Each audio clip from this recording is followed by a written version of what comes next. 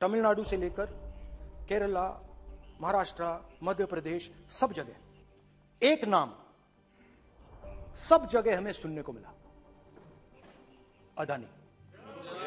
अदानी जी का जो नेटवर्थ है 2014 से लेकर 2022 तक, ये $8 बिलियन से $140 बिलियन कैसे हो गया? देश में गौतम अडानी जी को लेकर काफी कंट्रोवर्सी चल रही है और बीजेपी और गौतम अडानी के रिश्तों पर भी सवाल उठाए जा रहे हैं। पहले गौतम अडानी मोदी जी की मदद करते थे, ऐसा माना जा रहा है, और अब मोदी जी गौतम अडानी जी की मदद कर रहे हैं अपना सक्सेसफुल बिजनेस बढ़ाने में, अपनी इनकम को बढ़ाने में। देखिए दोस्तों, अगर आप न्यूज़ और पॉलिटिक्स को फॉलो करते हैं तो राहुल गांधी ने जो पार्लियामेंट में स्पीच दी है उसको आपको एक बार सुनना चाहिए। देखो, मैं आपको सच बताता हूँ, बिल्कुल सच्चाई। मैं पहले राहुल गांधी को इतना सीरियस नहीं लेता था, मुझे ये लगता था ये बंदा तेज है, इसको नॉलेज है, लेकिन इंडियन पॉलिटिक्स में ये फिट नहीं बैठता है। लेकिन जब से भारत जोड़ो यात्रा मैंने फॉलो की है और ये हरियाणा में भी जब आए थे तो इन्होंने हमारे स्टेट के बारे में भी काफ़ी सीरियस इश्यूज़ पर बात की थी और काफ़ी अच्छे तरीके से बात की थी। ऐसा लग नहीं रहा था कि इन्हें इंडियन पॉलिटिक्स की कोई नॉलेज नहीं है, और जैसा मीडिया ने इनको रिप्रेजेंट किया है ये वैसे बिल्कुल भी नहीं है। मैं किसी एक पार्टी की तरफदारी नहीं कर रहा हूँ, आप मेरा चैनल फॉलो करते हैं तो आप सभी जानते होंगे। तो इन्होंने अब पार्लियामेंट में एक स्पीच दी है और काफ़ी सीरियस इश्यूज़ पर इन्होंने बात की है। मैं आपको बता देता हूँ, इन्होंने एयरपोर्ट्स को लेकर बात की है, जो बीजेपी सरकार ने अडानी की कंपनी को एयरपोर्ट्स रीडेवलपमेंट प्रोजेक्ट्स को लेकर कॉन्ट्रैक्ट दिए हैं, और अडानी जी की इनकम को लेकर इन्होंने बात की है। पेगासस स्पाईवेयर जो देश में आया उसको लेकर उन्होंने बात की है। वेपन्स यानी डिफेंस को लेकर इन्होंने बात की है। और पार्लियामेंट में इन्होंने मोदी जी और अडानी जी को लेकर कुछ सवाल पूछे थे, जो मुझे लगता है कि एज ए सिटीजन मैं ये महसूस करता हूँ कि अगर मोदी जी सही है तो उन्हें उन सवालों के जवाब देने चाहिए थे, जो कि उन्होंने नहीं दिए। हालांकि मोदी जी ने इनकी स्पीच का रिप्लाई तो दिया है, लेकिन वो लीगल तरीके से रिप्लाई हमें नहीं मिला। वो जो मोदी जी हर बार कहते हैं कि एक अकेला सब पे भारी, भाइयों बहनों एक अकेले ने सबकी नाक में दम कर रखा है, तो इस तरह का रिप्लाई मोदी जी ने दिया है। देखिए दोस्तों, इस वीडियो के बाद राहुल गांधी की स्पीच शुरू हो जाएगी और उस वीडियो का क्रेडिट जाता है संसद टीवी यूट्यूब चैनल को। काफ़ी सीरियस स्पीच है और डिस्टर्बेंस तो हुआ, लेकिन मैंने उस वीडियो को एडिट करके आप सभी के सामने रिप्रेजेंट किया है। ऐसे न्यूज़ अपडेट्स के लिए हमें सब्सक्राइब करना ना भूलें और इस वीडियो को भी जरूर शेयर करते हुए जाइएगा। तमिलनाडु से लेकर केरला, महाराष्ट्र, मध्य प्रदेश, सब जगह एक नाम सब जगह हमें सुनने को मिला, अदानी। यह नाम पूरे हिंदुस्तान में, केरल में, तमिलनाडु में, महाराष्ट्र, कर्नाटका, हिमाचल, कश्मीर, सब जगह अदानी अदानी अदानी अदानी अदानी। और ये नाम नहीं, और इस नाम के बारे में जब लोग बोलते थे मुझसे तो 2-3 सवाल पूछते थे। ये पूछते थे कि ये जो अदानी जी हैं, ये किसी भी बिजनेस में घुस जाता है, ये सफलता प्राप्त कर जाता है, ये कभी फेल नहीं होता। और युवाओं ने मुझसे यह सवाल पूछा कि भाई ये हो क्या रहा है, हम भी सीखना चाहते हैं। मोदी जी ने कहा स्टार्टअप करो, हम भी अदानी जी जैसे बनना चाहते हैं, तो भैया किसी भी बिजनेस में घुस जाओ और एकदम सक्सेस हो जाए। यह पहला सवाल था। दूसरा सवाल था कि ये अदानी जी हैं, ये किसी भी बिजनेस में घुस जाते हैं। पहले ये 1-2 बिजनेस करते थे, अब ये 8-10 सेक्टर्स में काम करते हैं। Airports, data centres, cement, solar energy, wind energy, aerospace and defence, consumer finance, renewables, media. तो उन्होंने मुझसे पूछा कि राहुल जी, हाँ हाँ, धन्यवाद। पोर्ट्स की बात की थी। ये भी सवाल पूछा, ये भी पूछा कि भैया एक बात बताइए, राहुल जी बताइए हमें कि अदानी जी का जो नेटवर्थ है 2014 से लेकर 2022 तक, ये $8 बिलियन से $140 बिलियन कैसे हो गया? कैसे हुआ?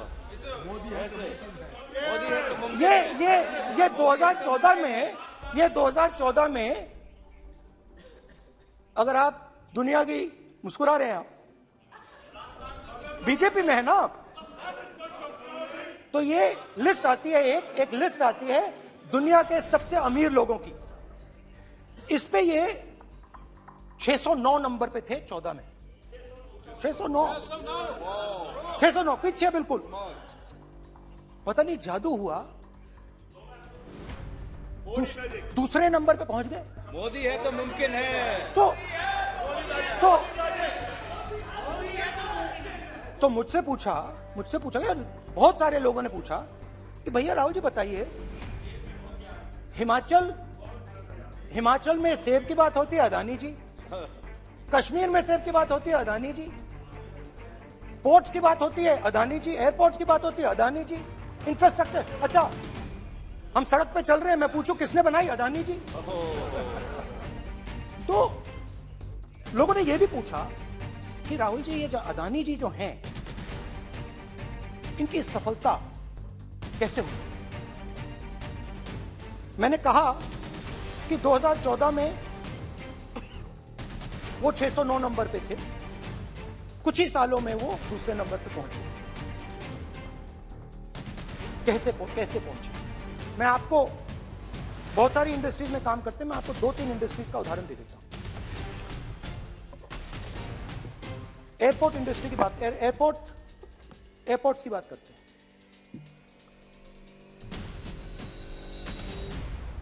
कुछ साल पहले सरकार ने हिंदुस्तान के एयरपोर्ट्स को डेवलप करने के लिए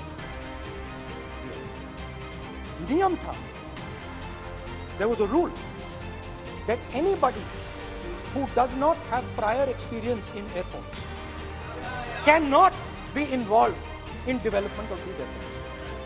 नहीं, गलत नहीं बोल रहा हूं। आप बैठ जाइए।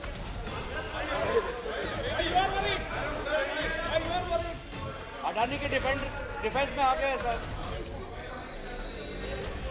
देखिए, अरे माननीय सदस्य प्लीज मेरी बात सुनो। तो एक मिनट मेरी बात सुनो। ये एक मिनट बात सुनेंगे।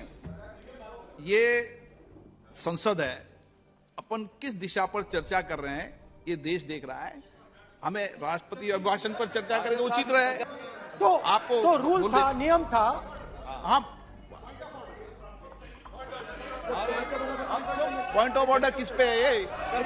एयरपोर्ट का प्राइवेटाइजेशन तो उनके समय हुआ, ऐसी कोई पार्टी थी जिसका अनुभव था? ये कौन सी बात कर रहे हैं? बोलिए। ओके प्लीज, ओके बोलने दे आपको नेता को। तो बोलने दे आपको नेता को। रूल था, प्लीज बोलने दे। रूल था कि अगर कोई एयरपोर्ट बिजनेस में नहीं था तो वो इन एयरपोर्ट्स को ले नहीं सकता। इस रूल को हिंदुस्तान की सरकार ने बदला। किसी ने भी बनाया हो रूल था, रूल बनाया किसने बात नहीं है, रूल बदला किसने बात है। रूल बदला गया,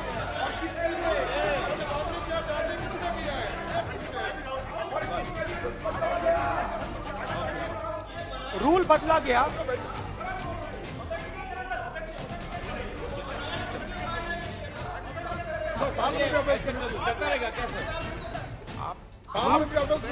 रूल को बदला गया। सर बोलने दीजिए। करना चाहिए सर, ऑथेंटिकेट करना चाहिए। चलिए आप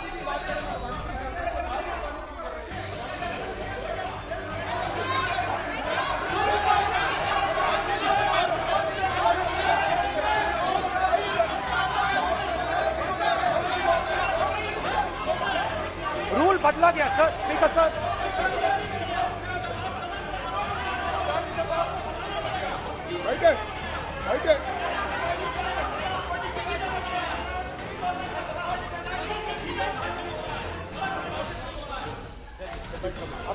तो ये रूल बदला गया। उस समय मीडिया में इसके बारे में चर्चा हुई थी। रूल बदला गया और अदानी जी को 6 एयरपोर्ट्स दिए गए। उसके बाद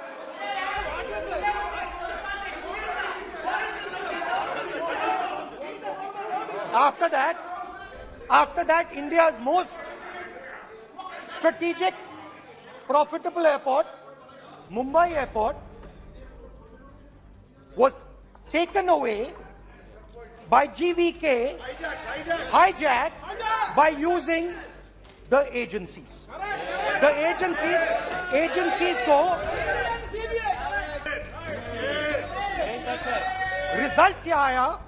रिजल्ट आया कि एयरपोर्ट्स में आज अदानी जी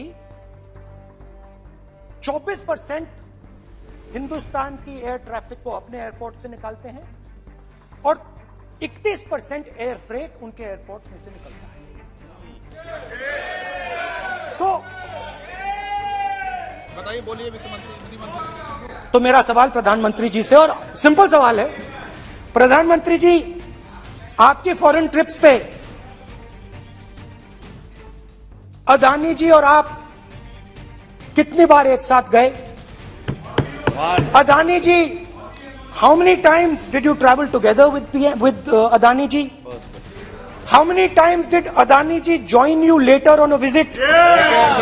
How many times did Adani ji travel to a country immediately after you did? And in how many of these countries after you visited did Adani ji get a contract? अब आपने जो पिछले speaker थे उन्होंने foreign policy की बात की, हम भी फॉरेन पॉलिसी की बात करते हैं।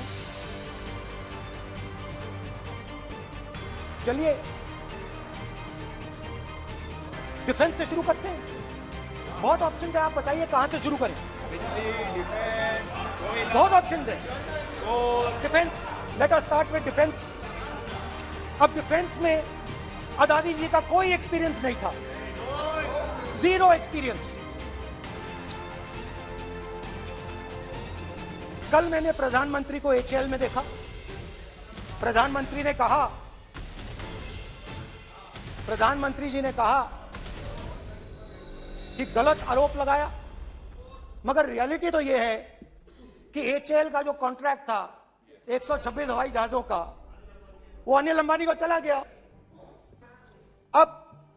अब देखिए, और ये जो फ्यूचर एंटरप्रेन्योर्स हैं, जो बिजनेस स्कूल हैं, हार्वर्ड यूनिवर्सिटी जैसे स्कूल हैं, इनको इसका केस स्टडी, इसकी केस स्टडी बनानी चाहिए, शायद बने।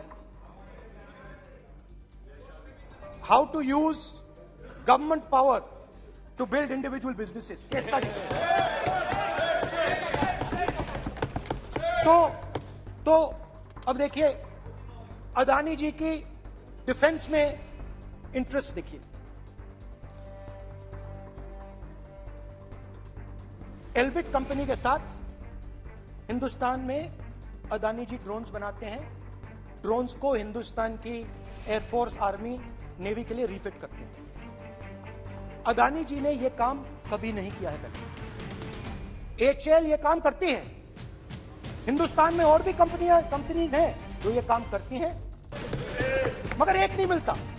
ये मत सोचिए ये सिर्फ एक कंपनी की बात हो रही है, ये इंडस्ट्रीज की बात होती है।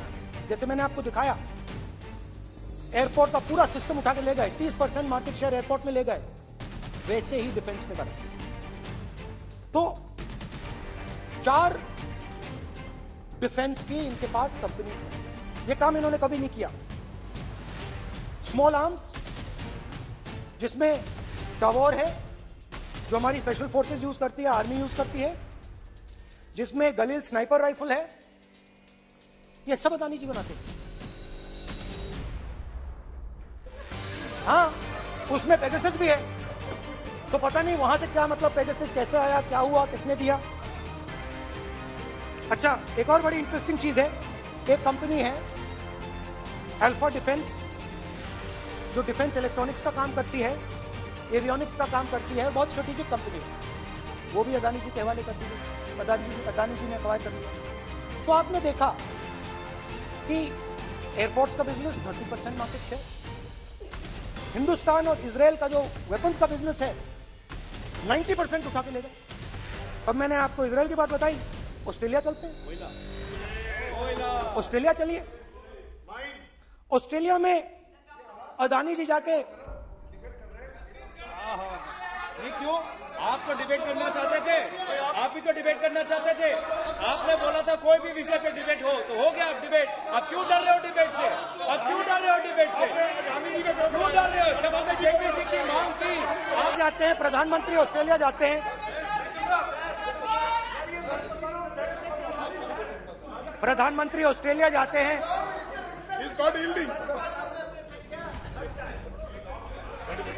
Modi ji, Sadyr please.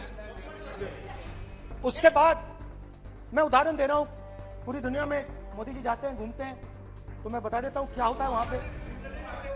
बांग्लादेश में गए, हाँ काम पे ही जा रहे हैं, वही तो बोल रहा हूं, काम पे जा रहे हैं। बांग्लादेश जाते हैं तो ये रही आपकी फॉरेन पॉलिसी।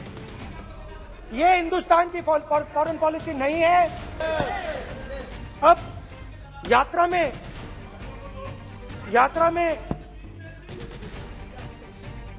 में मुझसे 2-3 और सवाल पूछे गए। यात्रा में लोगों ने मुझसे पूछा, राहुल जी ये जो LIC कंपनी है, इसका पैसा अदानी जी की मदद करने के लिए क्यों डाला जा रहा है? उन्होंने यह भी पूछा कि अदानी जी के जो शेयर्स हैं बड़े वोलेटाइल हैं, उसमें LIC का पैसा क्यों डाला जा रहा है?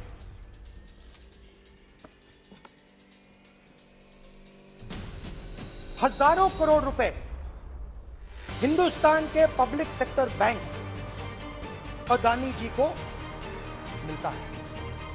27,000 करोड़ रुपए SBI, PNB 7,000 crore, bank of Baroda 5,500 crore, ये मैं लिस्ट चलती जाएगी। LIC का एक्सपोजर 36,000 करोड़ रुपए, 3 crore SBI and other PSU bank holders. Money is going to Mr. Adani and to finance.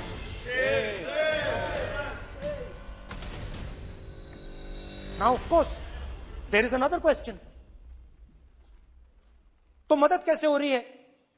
Hindustan के पब्लिक सेक्टर बैंक्स का पैसा, LIC का पैसा नरेंद्र मोदी जी, अदानी जी को दिया जा रहा है।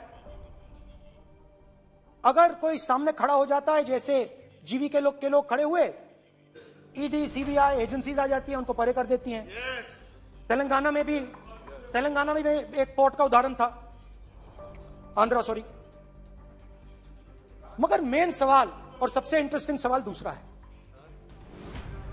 कुछ दिन पहले ये हिंडनबर्ग रिपोर्ट आई, उसमें लिखा था कि अदानी जी की हिंदुस्तान के बाहर शेल कंपनीज हैं।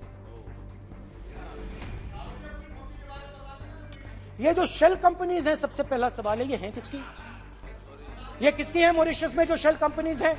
और ये जो हजारों करोड़ रुपया ये शेल कंपनीज हिंदुस्तान में भेज रही हैं, ये किसका पैसा है? और क्या ये काम अदानी जी फ्री में कर रहे हैं? अब मैं ये सवाल क्यों पूछ रहा हूं? क्योंकि अदानी जी स्ट्रेटेजिक बिजनेसेस में काम करते हैं। अदानी जी हिंदुस्तान के पोर्ट्स को डोमिनेट करते हैं। अदानी जी हिंदुस्तान के एयरपोर्ट्स को डोमिनेट करते हैं। और जैसे मैंने कहा, अदानी जी हिंदुस्तान की डिफेंस इंडस्ट्री में बहुत जरूरी रोल प्ले करते हैं। तो मेरा पहला एक छोटा सा सवाल है कि जो शेल कंपनीज हैं, इनके बारे में हिंदुस्तान की सरकार ने कोई सवाल नहीं उठाया? ये कौन लोग हैं? ये किनकी कंपनीज हैं? ये स्ट्रेटेजिक मामला है, पोर्ट्स का मामला है, एयरपोर्ट्स का मामला है, डिफेंस का मामला है। और जो कंपनी इन स्ट्रेटेजिक एरियाज में काम कर रही है, उनके बारे में आपको मालूम ही नहीं। ये नेशनल सिक्योरिटी का मुद्दा है, आपको मालूम ही नहीं कि ये शेल कंपनीज किसकी हैं, कितना पैसा आ रहा है, किसका पैसा आ रहा है। तो एक बहुत बड़ा सवाल है, ये पैसा किसका है? ये शेल कंपनीज किसकी हैं? और ये हिंदुस्तान की सरकार की जिम्मेदारी है ये पता लगाना ये किसकी शेल कंपनीज हैं और ये किसका पैसा अंदर आ रहा है। JPC, we want JPC, we want JPC.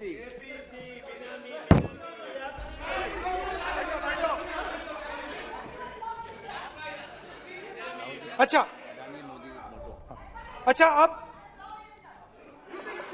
अब चलिए छोटा सा बजट के बारे में बता देता हूं। 2022 में अदानी जी अनाउंस करते हैं कि वो $50 बिलियन इन्वेस्ट करेंगे to build the world's largest green hydrogen ecosystem. और इस बजट में बीजेपी की सरकार निर्मला सीतारमण जी कहती हैं हम ग्रीन हाइड्रोजन के लिए बहुत ह्यूज इंसेंटिव्स देंगे। 19,700 करोड़ रुपए हम ग्रीन हाइड्रोजन के लिए देंगे, मतलब अदानी जी को देंगे। नए airport, coastal shipping, horticulture, grain storage, ये सब काम आप कर रहे हैं। तो मेरे सिर्फ कल प्रधानमंत्री जी कल भाषण देंगे, मेरे उनसे 2-3 छोटे से सवाल हैं। मेरा प्रधानमंत्री जी से 2-3 सवाल है। पहले लोकल मामला था, फिर नेशनल मामला हो गया, उसके बाद इंटरनेशनल मामला हो गया। अदानी जी के लिए बोरिस जॉनसन का बेटा काम करता है, आपको पता नहीं मालूम है या नहीं मालूम? भाई सॉरी, नहीं बेटा भी, भाई काम करता है। तो ये मामला पहले गुजरात का मामला था, फिर ये हिंदुस्तान का मामला हुआ, अब ये इंटरनेशनल मामला हो गया है। तो ऑल्सो एन इंपॉर्टेंट क्वेश्चन, जरूरी सवाल, अदानी जी ने बीजेपी को पिछले 20 साल में कितने पैसे दिए हैं? इलेक्टोरल बॉन्ड्स में कितना पैसा दिया है? तो मैंने आज वो जो युवाओं ने मुझसे सवाल पूछा था कि अदानी जी की इतनी बिजनेस एक्यूमेंट कहां से आई, इतने अलग अलग सेक्टर्स में अदानी जी ने कैसे सक्सेस प्राप्त की, अदानी जी के बारे में पूरी दुनिया को स्टडी करनी चाहिए, हार्वर्ड यूनिवर्सिटी को स्टडी करनी चाहिए कि पॉलिटिक्स के बीच में और बिजनेस के बीच में कैसा रिश्ता होता है। India is a case study.